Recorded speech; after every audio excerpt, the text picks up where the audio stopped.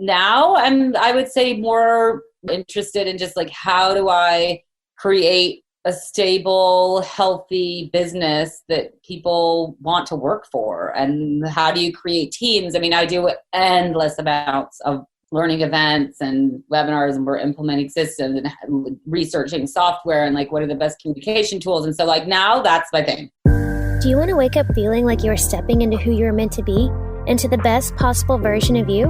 What if I told you that the key to your best life, health, and happiness are all around you? You just have to find what works for you. I'm Hope Pedraza, and I believe that there isn't just one way to live a healthy and meaningful life, and that all you need is a little inspiration to make changes that last from the inside out. Each week, I'll be sharing tangible tips and inspirational interviews to help you on your journey. These are the steps to take to improve your life and live with purpose. This is Hopeful and Wholesome. All right, y'all, let's get going today. I'm excited to bring on Tim today. We are talking about her health-inspired restaurant here in San Antonio, as well as her nonprofit initiative that she started and everything that she's doing in the food realm here in our city. So thanks so much for joining today, Tim. Thank you for having me. Yeah, so how did you come into the food scene? Was there like a defining moment for you? How did that journey happen? Wow, these are lengthy questions. Jumping right in. So I'd say sort of always have been involved. I grew up in the west coast of Canada on a very remote. So, I mean, my mom grew all our food, well, between her and kind of bartering and buying things from local farms and whatnot. So the sort of, by the time I moved, and, you know, my mom was an amazing cook. We lived very remote and we were all super like born food snobs. So we knew that we had to pretty much, you know, she made amazing food. We always just had amazing food. And in order to do that, you had to make it. Yeah. And then I moved to New York City and I was there for 20 years. And that was kind of, I'd say, the beginning of when the whole like farm to table was actually a term that was like new. Mm-hmm. And I remember always thinking like, what do they mean? What else is there? Right.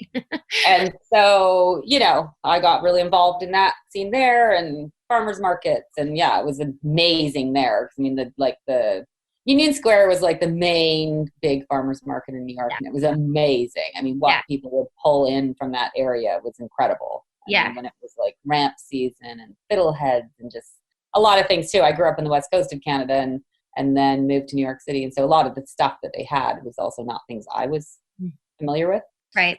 And then I moved to San Antonio 10 years ago, and I had no idea what I was going to do. I mean, I'd worked in all realms of the culinary business in New York for almost 20 years, and it's too long of a story of how I ended up living here, but it was under some duress, let's say. Mm-hmm. I didn't really mean to move here, and I had no idea what I was going to do, and I was, you know, recently like a full-time single parent, and my child was young. And so I sort of, after my year of like, what the hell have I done? I kind of looked around and was like, there's really like not anything much in the, you know, healthy sort of fresh food scene. Still not a ton. But, and so I started doing private chefing, and then that turned into doing catering. And then I grew my catering company business, Tim the Girl, and we started doing bigger events. So that was first. And then I also work in Italy every summer until this year. Oh, bummer. I'm in deep mourning. So I've never actually spent a summer in here. Well, San Antonio. I'm super excited. So in that, and we have a lot of women. So there are culinary trips that I do with one of my best friends from Canada she lived in Italy and married an Italian. And when she moved back to Canada, it was the bit before I moved here. And she just called me one day and was like, hey, I want to start hosting these trips to the Cinque Terre. And I was like, whatever it is. Yes. If it means I'm going this summer. And my ex had my son for half the summer. So for 6 weeks I spent in Europe. And the point being that a lot of there are trips exclusively for women. Actually, this was the first year we were opening them up to co-ed, and I was super interested to see. But so it was always women. So we have a lot of women that came from San Antonio. And one of the years, about I guess 5 years ago, there were a few women they're from San Antonio. Well, there's always actually a lot on the trip I host because I market it here. Mm-hmm. And so they were like, oh, please, because I always said I am never opening a restaurant.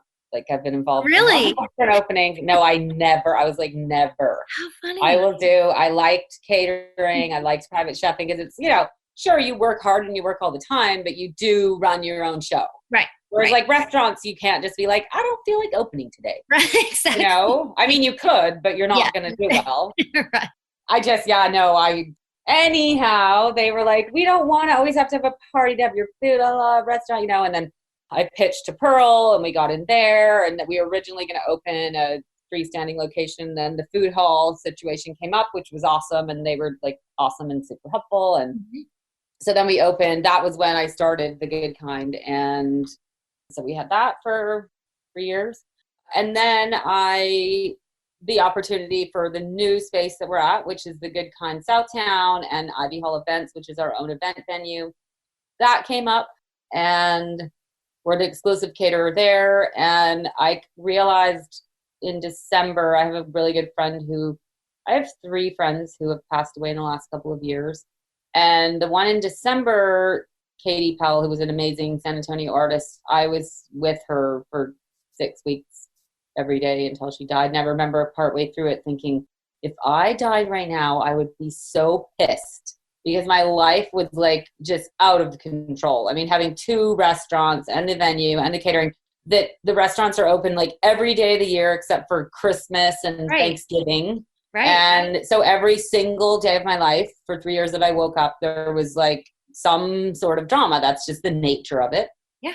And I decided to close Pearl location and close our commissary and move our kitchen so that everything in the company was on one property. Good for you. And that was like very stressful and chaotic, and it was just kind of one thing after the next. But then COVID hit, and boy, was I happy I did that. Right? It's hard enough can you imagine? to keep this in order. Oh no, I can't imagine. I really don't. I mean, look, I think every small business right now, it's like on the fence. Like, are we going to make it? We don't know what's coming next. I mean, I've dealt with postponing 40 events. We have people wanting to postpone events for the fall, and we're just like, we can't let you. I mean, it's been super stressful, but I'm like, I think when I break it down, we are big in bridal.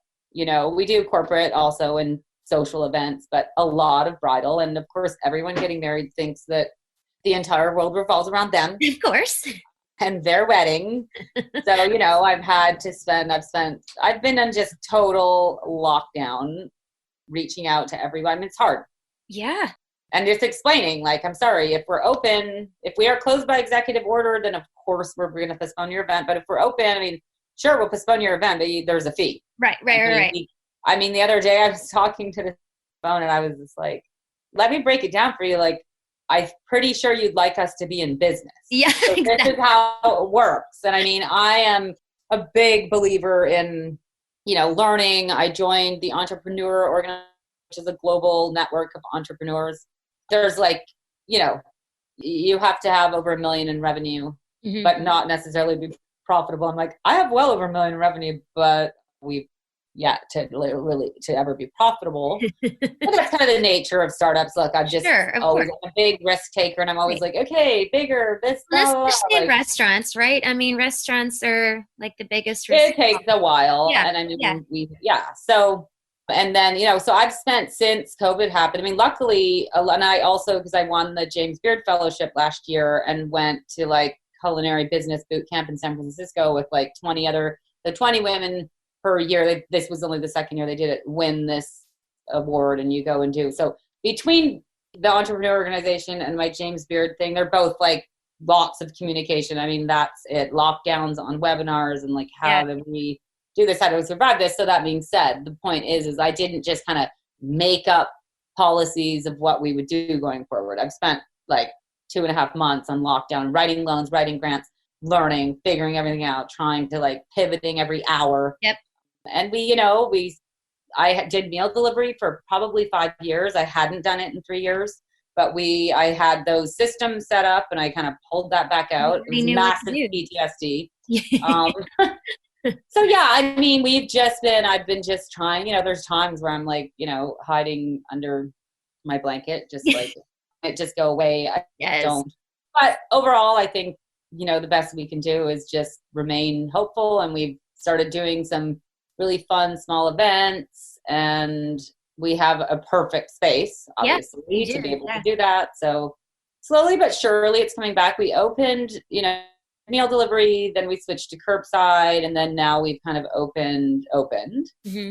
We've been doing some socially distanced speed dating events. How We've fun. been having some bands playing, and just, our tables have always been socially distanced and spread out. So it wasn't hard, but definitely I think the hardest thing for businesses right now is just that I feel like this time, I mean, I have many feelings about this time, but that it's presented this kind of, everyone has now a new thing they can be all judgy about. Like what you're supposed to do. So it's like, as a business owner, I think that's the hardest thing. You're like, well, okay, so this and this seems that, like this is uncharted territory. It's like every other generation lived through a war, and I'm like, well, this is our war. This is it. Yep. And you don't know, and minute to minute it changes, and everyone has different information. And so it's like, how do you do this without, look, and there's always like haters out there. No matter what you do, they're going to be judgy about it. So, I mean, the team has really worked hard to, I had to lay off like 35 people, furloughed them, and was like, oh my God, I was just me. And what am I going to do? And yeah. That's tough. So for you, what is your favorite part? Which I think I know the answer, but I want to know your favorite part and the most challenging part. Is it the restaurant food side or the business side? Like, which side do you enjoy the most? I mean, I would say the food part, but it's really been a long, I also started my business with a business partner that was going to handle the business, and that didn't work out. Mm-hmm. So just through a series of somewhat traumatic events, I ended up having no choice but to go into the business side. And really now, I mean, I have a director of culinary operations. I have an operations manager. I am not in the kitchen very much, really very rare. Yeah. Conceptually and kind of creatively, I still come up with menus and work on some recipes and whatnot. But I feel like it's really the transition over the last few years has been that I would say that now that I got forced into, I mean, I didn't even know. I remember when I was then all of a sudden solo doing this and people talking about P&Ls and all this stuff. I didn't even know what it meant. Yeah. And I remember just being like, oh my God. And Pearl has a consultant that worked with me a lot. And I just went straight into this is it. I am basically, and he said when I was, there were some dark times. And he just said, you need to just understand that this is, because he taught, he teaches, he's I think he has an MBA. He just was you could go get an MBA, but you're learning way more now than any of those people are ever learning, because this is kind of survive or die. Yeah. Yeah. And nobody has that kind of fire under their ass while they're doing it. So now I would say more interested in just how do I create a stable, healthy business that people want to work for, and how do you create teams? I mean, I do endless amounts of learning events and webinars, and we're implementing systems and researching software and what are the best communication tools. And so now that's my thing. I would say now I'm definitely more, before I was for sure on the creative side. Yeah. And I did all our marketing and all that stuff, marketing and the food, that was all easy for me. Yeah. But now on the other side, I think now I'm definitely become more of a business owner and entrepreneur. Yeah. I'm more looking at the bigger picture, and how do we grow, scale and all that. Yeah. Exactly. Yeah. Mm-hmm, yeah. Mm-hmm. So when you do get to be creative and be in the kitchen and come up with, whatever recipes or whatever you come up with, what inspires you in that sense? What inspires you to cook? I think it's always been on a combination of nostalgia and travel, I would say, are my two things. Yeah. I obviously grew up, I mean, I really think people have food is about memories and comfort, and those are the things. And so I did a series for the paper when I moved here that was like reworking because I mean, look, almost everything people eat here was completely foreign to me. Like I might as well have been actually, I would have been more familiar with food living in Israel. So, I mean, like Southern food, I didn't even know really when people talked about the South, I didn't know. I moved from the West Coast of Canada to New York City. New York City is not like America, right? It was like still a melting pot. Most of my friends were like expats, like they're from England, South Africa. Most of my friends were from South America. So like, I didn't live in what is America. Yeah. I had no experience whatsoever. And I moved to somewhere where I was like, what is that? What is that? Chicken fried steak, Tex-Mex, barbecue, like none of it was food that I understood. But, you know, I also am like, you know, really involved at the time, you know, in health and like realized that San Antonio was like, had its own pandemic pre-pandemic. No kidding. No kidding.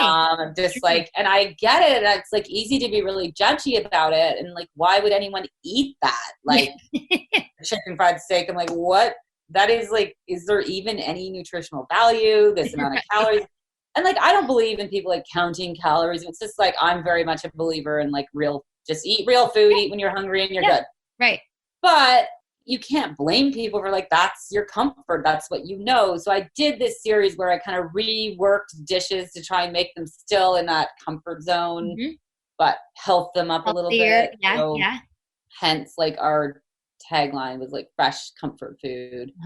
You know, selfishly, it was also partially to like stay in business. Like we've reworked a lot of dishes. Now because we have a full bar and we have a whole botanical cocktail list. And so now we have a lot of bar snacks on our menu, but you know, we have nachos, but they're made with organic blue corn chips and like real aged white cheddar and fresh salsa and pico and, you know. So, I mean, I think that travel is for sure like, or kind of memories. So but I can't do everything. Like when I opened my menu, it was like totally me centric and like, oh my God, how cool. Like it was beyond what was understandable for here. Yeah. Right. It was like walnut, lentil pate, like all these things. I'm like, that sounds amazing. It's delicious. I was like, I'm going to be bankrupt. So like, I also need to figure out, because it's like, look, as a restaurateur or any kind of business person, it's like, sure, you have always are walking that balance of like, what do people want? I have this friend who's Greek who came from like a restaurant family from way back. Her family's still in Greece. She grew up in Long Island. Her dad is, he's passed away, but she grew up in the restaurant world. And, you know, and then there's me and some other friends. We were all on a trip and we're like, just like, oh, what this? And very, like, maybe we're a little more precious about things. And she always would crack me up because she's like, I don't understand what's so complicated. Just make what people want to buy. Right? Like and I think it goes across the line in a lot of businesses, right? People get really precious about things when they open businesses. Understandably, it's like having a child. But there is that line you need to be like, it's so important to do branding exercises and marketing exercises and all these things because like you need to know your demographic. You need to know. And that is important. And I think that's why a lot of the small businesses that are personal don't make it. Right. It's too personal. Right? They're too intent on being different or they're too intent on their way. And I'm just like, that's really cool. But, you know, you're not living in New York City where those little microcosm demographics exist. Right. You need to appeal. Right. And so, like, sure, I could have opened here and been like, we're going to be a barbecue joint or a pizza place.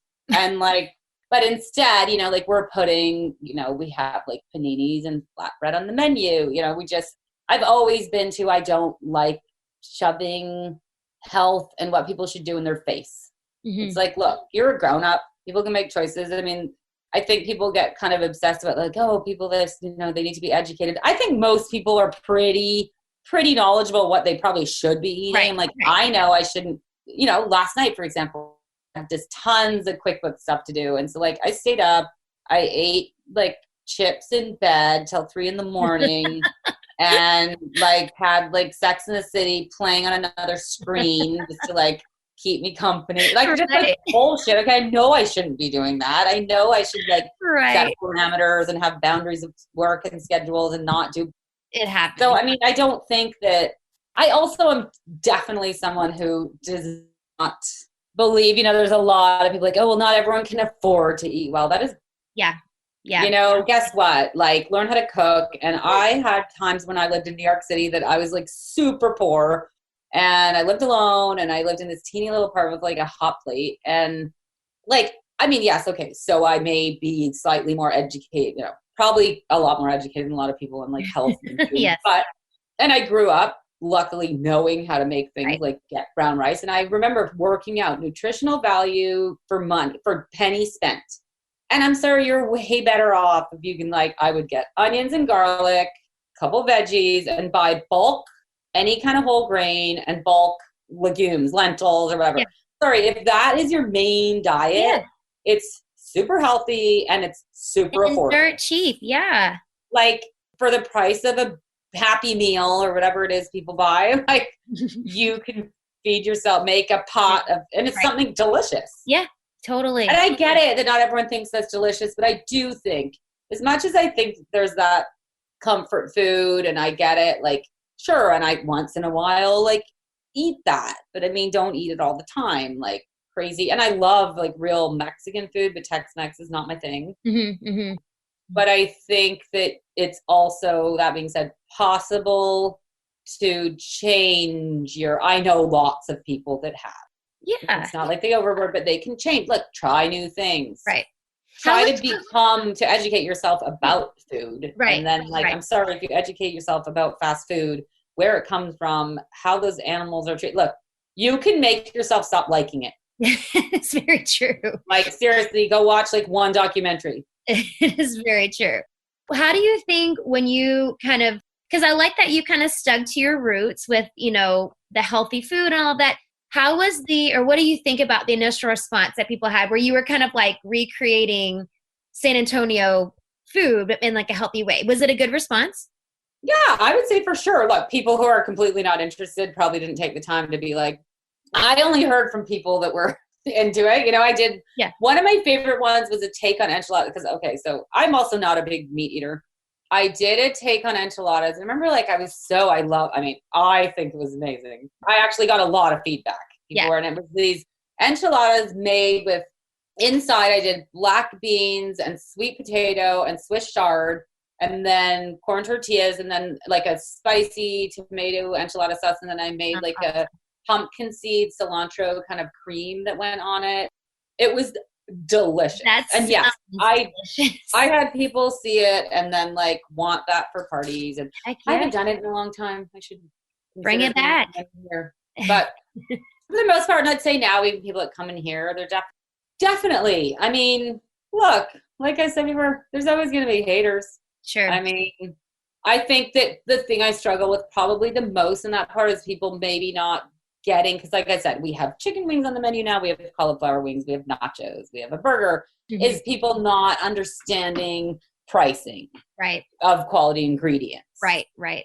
And portioning. So like people here are used to giant portions for cheap. Okay. And that's what I would say probably 90% of people are used to and looking for. Yeah. I am not that person. And when I see food that's too big and too cheap, I just think I know that they can't be buying quality ingredients because it's not possible. Yeah. And I totally get it that people not everyone can afford it. My opinion on that is just like most people don't need to be eating the amount that they are. And I would rather have quality ingredients of something that's really good. Yeah, agree. So that's probably one of our biggest, and not that people wouldn't like it, but they're just like, what? Like that's, too small. Right. It's not enough food. Right. Yeah. For what, and that's not even much. Like, look, most people frequenting here, they get it. Yeah. And they're super happy to have those choices. Right. Yeah, for sure. What do you think was the biggest challenge for you or the biggest obstacle that you had to overcome, I guess, throughout your journey? It doesn't have to be when you're starting out, but because I know like you were a single mom for a while and you had to figure out how to do that. Would you say that would be a pretty big obstacle, or was that something you kind of dealt with? I've had so many, it's really hard to say. There's been so many. I mean, I think when it's like, I was a full-time single. I mean, I got remarried a few years ago, but still we each have our own kid and we kind of be like, for all intents and purposes, I raised my kid alone. He's 16. I'm still trying to raise him, although 16-year-olds don't really let you. They think they're totally independent until they're like, I'm hungry. I need $20. Like, that's not called independence, dude. So there's just so many endless hurdles. I mean, brand new town. Yes. Yeah. Like, what am I going to do? How am I going to support my son? I thought I would get like a real job. And then I remember writing a resume, and I'm a really good writer, and I'm good at that kind of stuff. And my friend, I was in Marfa with a friend of mine from New York, and I was like, what do you think about this? And they're like, oh my God, it's totally amazing. I would definitely hire you. And then I'd meet you and be like, what? Not that he was saying I was like a or anything. He was just meaning like, you're basically not bossable. Right. And whoever like takes this person is going to like, so yeah, you're going to need to figure out starting a business. Definitely, like I'd say the business challenges.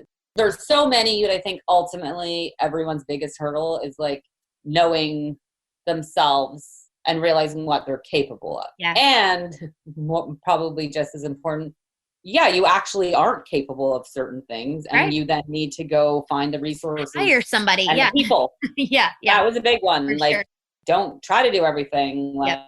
And now, I mean, I've come so far in that. I mean, I don't hire anybody for any position that I don't think is way smarter than me in what their position is. Mm-hmm.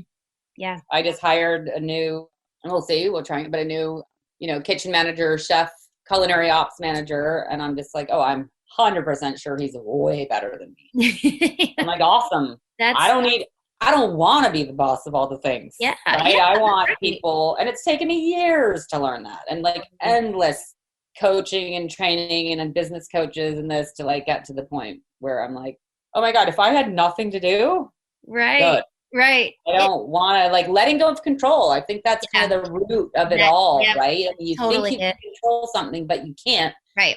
You can make good choices. There's all this, and even still, I don't always make good choices. But learn from it. Right. Yeah. Figure it out and take care of yourself. Yeah. No, I think that's a hard lesson to learn. And I feel like that's a trend. I know I've had this conversation multiple times with people that I've interviewed. It's like one of the hardest things for people to learn is to let go of control, and like you can't do it all yourself. Like you're not going to be as successful as you want to be if you're trying to do it all yourself. So that's a hard thing to learn, and a hard thing to. I have a lot of people that come to me and like want information. I'm actually in the next couple of months going to launch my coaching business. Nice. For like startups.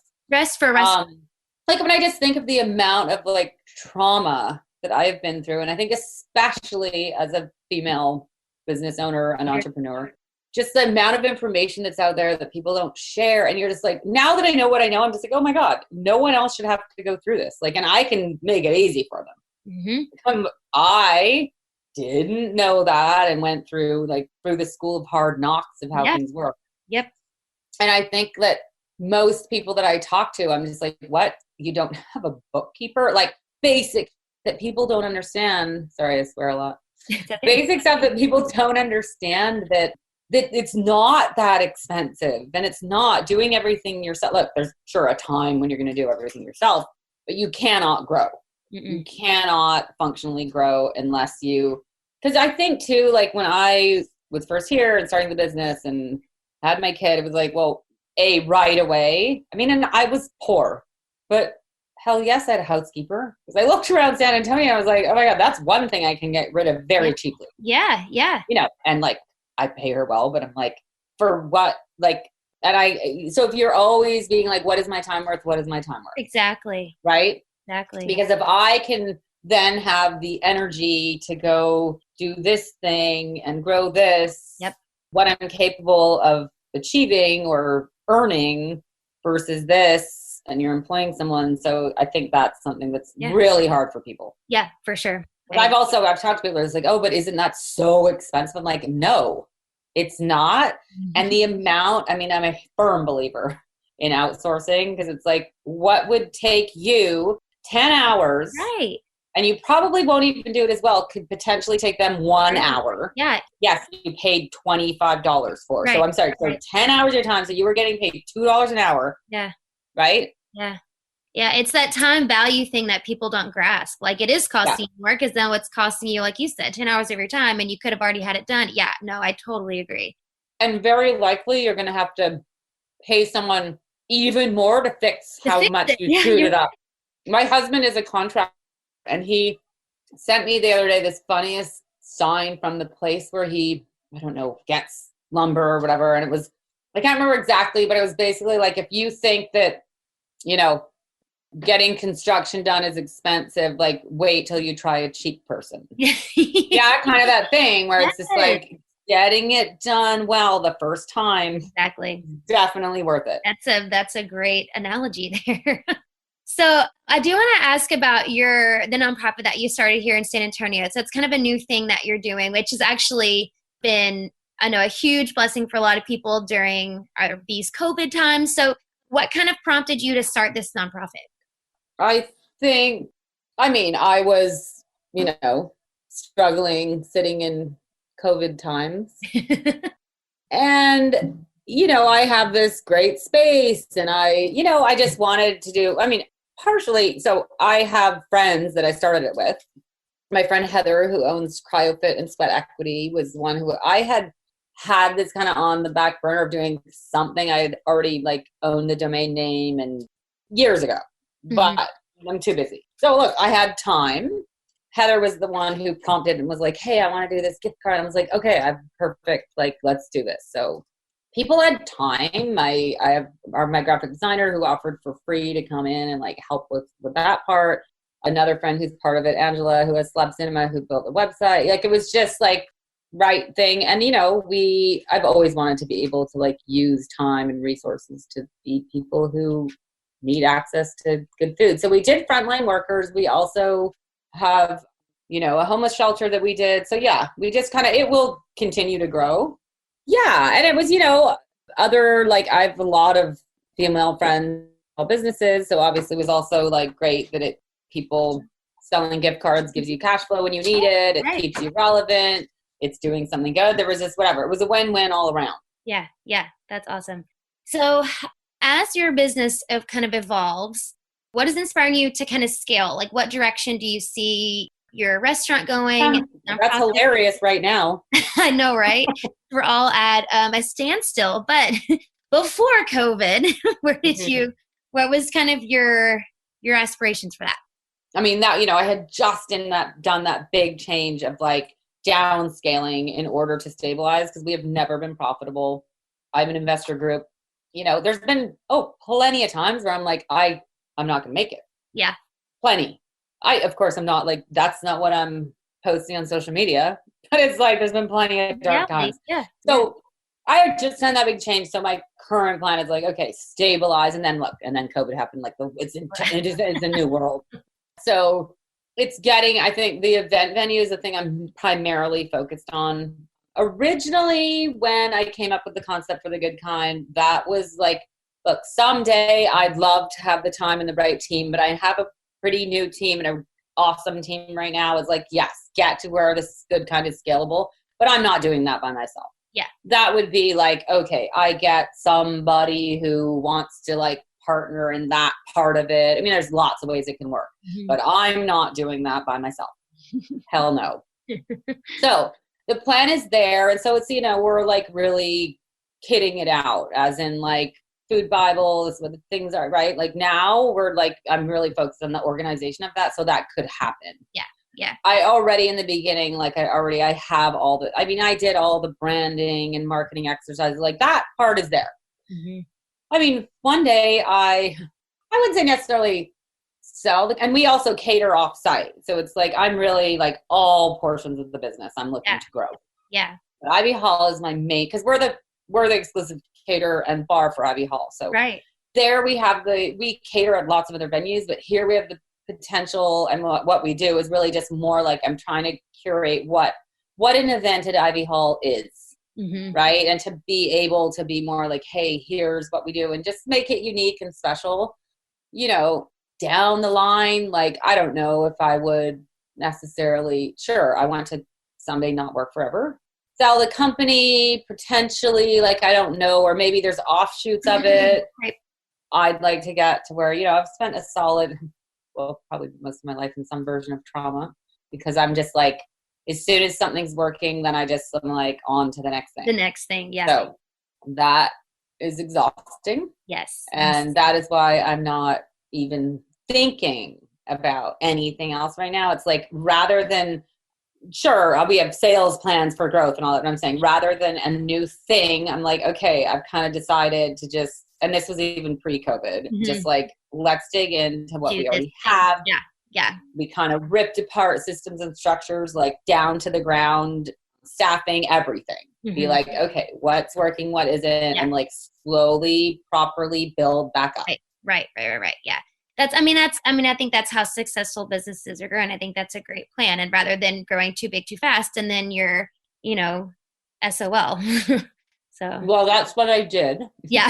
And I've done that before too. It was exhausting and not even worth it. And then I'd be like crying myself to sleep, being like, oh my God. And I've like missed my kid growing for this. It's not even going to work. Like, and I think that is one of the things, like why I'm working on building a coaching site and some clientele is I just think there's so many things people don't share knowledge, especially I think that, look, because I think men, there's something interesting. Someone was like in one of my millions of things I've done where it was like the reason that men make so much more money than women. Let's put like gender inequality aside. I'm just saying it's because men never doubt that they're worth it.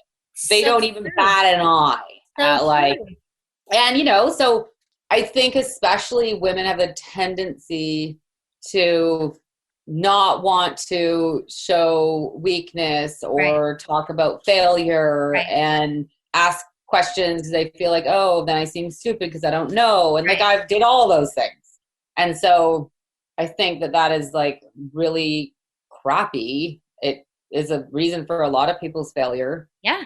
Yeah. Because they're just afraid. Right. And guess what? You shouldn't be afraid of what you don't know. You don't know. Pretend to know shit you don't, because I can speak from experience. It gets you in a lot of trouble. Mm-hmm. Yeah. Rather than just asking for help. Right. Yeah.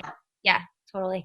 So before I have one last question I want to ask you, but before that, where can people find you? On social media, website, whatever. Where can people find you? Sitting here in my office. No. So we have 4 channels on all the platforms.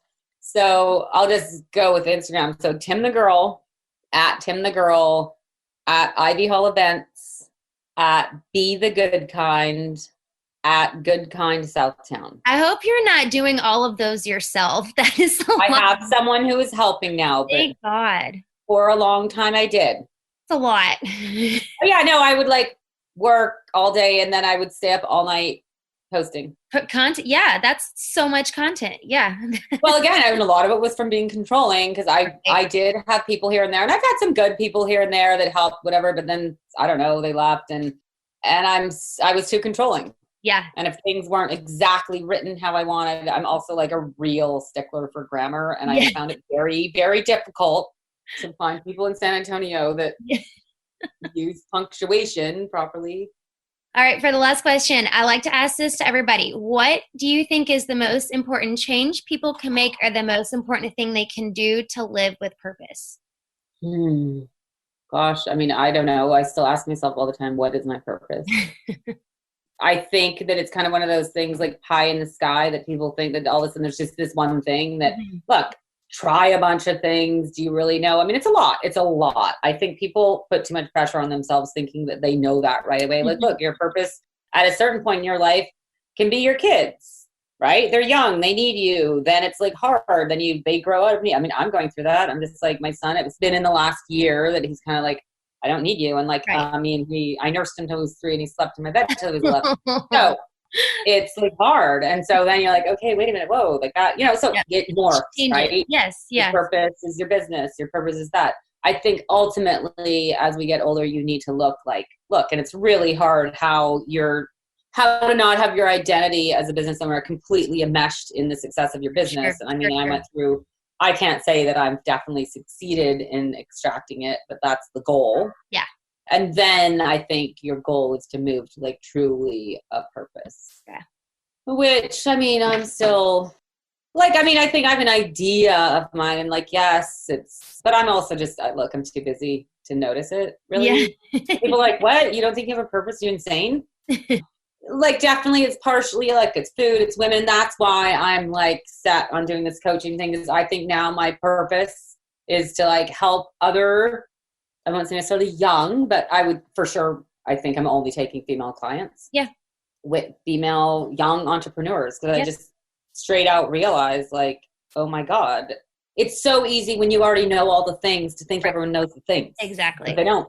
Right. They don't. And it's so simple what I can offer to somebody to make their life like, and I've had business coaches. I had 2, and people like, oh, coach this, expensive. And I'm like, the amount that you save yourself, it's like getting the carpenter. Exactly. It's like just, I mean. Why reinvent the wheel? I mean. Like passion and dedication to an idea is nothing when you do not have the other part done. Right. You don't know how to implement it. Yeah, for sure. Yeah. Yeah, I think that's great advice. Well, thank you, Tim. This has been awesome. And I'm really excited about your new coaching program. It sounds like something a lot of people could, especially now, like we're all kind of stuck. So I think this is going to be a great new thing. Thank you. Yeah. This is the first time I've actually even said it out loud. That's like awesome. other than to what my best friend who I did the Italian trips with. Because it was like a month pre-COVID where I'm like, okay, I'm ready now to like build out the site and blah, blah, blah. And like I have so many people coming and asking me for the advice anyway. I'm like, I might as well set it up. Might as well. So anyway, it's exciting. Super exciting. Very cool. All right, Tim, thanks so much. I appreciate your time. Thank you.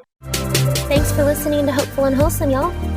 If you found value in this week's episode, please subscribe on iTunes or wherever you get your podcasts and leave a review to let me know what you thought. I love to know what you find useful in these episodes so I know how I can provide the most value I can to my listeners. And if you have topics that you want to know more about, I'd love to hear those as well. So shoot me a message on Instagram, Facebook, or LinkedIn. It's @thehopepedraza or visit my website, hopefulandwholesome.com. Thanks, y'all.